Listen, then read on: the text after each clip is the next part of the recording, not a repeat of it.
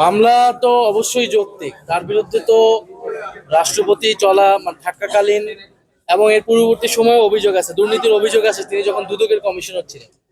আমরা কিন্তু প্রেসিডেন্ট স্বৈরাচারী রাষ্ট্রপতি এরশাদ যখন পতন হয়, পতনের পরে কিন্তু তাকে গ্রেফতার করা হয়েছিল। ফলে এইটার নজির কিন্তু ইতিহাসে আছে।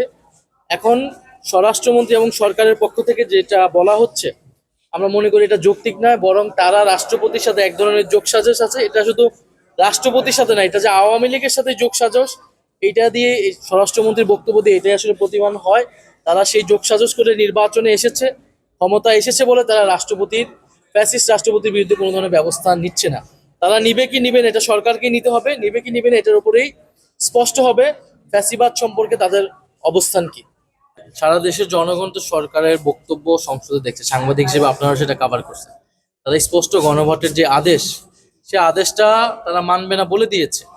এবং তারা স্পষ্টভাবে বলেছে যে তারা নির্বাচনের আগে মেনে নিয়েছিল শুধুমাত্র নির্বাচনটা হওয়ার জন্য, এবং তারা আসলে সংস্কার নেওয়া আগ্রহী নয়।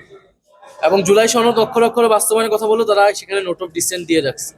ফলে এই পুরো তারাই বক্তব্য দিচ্ছে যে যারা গণভোট, এটা তারা মনে করছে না এটা সাংবিধানিক কিছু, সকল সাংবিধানিকতার কথা বলে তারা গণরায়কে অস্বীকার করছে। তো ফলে যদি তারা গণরায়কে অস্বীকার করে, যেহেতু আমরা যারা নির্বাচন করেছি, আমরা গণভোটের ক্যাম্পেইন করেছি, জনগণকে আমরা বলেছি আপনারা হ্যাঁ পক্ষে ভোট দেন, ফলে এটা আমরা মনে করি এটা আমাদের কাছে আমানত। তারা যে ভোট দিয়েছে, এই ভোটাধিকারটা রক্ষা করা, ভোটাধিকারের জন্য এত বছর আন্দোলন হয়েছে, ফলে গণভোটে ভোটটাও তো ভোটাধিকার।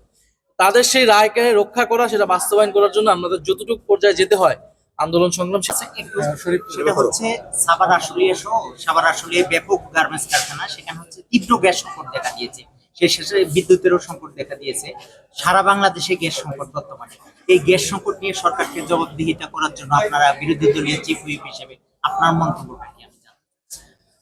আমরা সংসদে এই বিষয়ে আলোচনা কিন্তু করেছি যে বিদ্যুতের দাম বৃদ্ধি করা হয়েছে, এবং কুইক রেন্টালের মাধ্যমে যে চুক্তিগুলা শেখ হাসিনা সরকার করে গিয়েছিল, এই চুক্তিগুলো যদি বাতিল করতে না পারে, বিদ্যুতের দাম আরো বাড়বে, কলকারখানা বন্ধ হবে এবং গ্যাসের সংকটও বৃদ্ধি পাবে।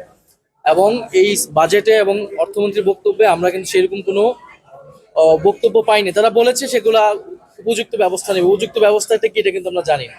তো মূল সমস্যা হচ্ছে বিদ্যুতের যেই 80% দাম কিন্তু বাড়ানো লাগবে যদি ভর্তুকি দেওয়া বন্ধ করে দেয় সরকার, এবং সরকারকে টুডে টুমোরে কিন্তু দাম বৃদ্ধি করতে হবে। এবং বিদ্যুতের দাম যদি এই পরিমাণ বৃদ্ধি পায়, তাহলে কিন্তু বিদেশি বিনিয়োগ আসবে না, কলকারখানাগুলো বন্ধ হবে। ফলে আমরা এটা ইন্টারিম গভর্নমেন্টের সময় বলেছিলাম, একটা জাতীয় কমিটি হয়েছিল, সেইটা যদি আদানির চুক্তিগুলোকে বাতিল করা হয়, সেটা আন্তর্জাতিক কোর্টে গিয়ে দুর্নীতির প্রমাণ করে সেই চুক্তিগুলো বাতিল করতে হবে এবং বিদ্যুতের মূল্যটাকে কমায় আনতে হবে। এটা ছাড়া আর কোনো সমাধান আসলে নাই।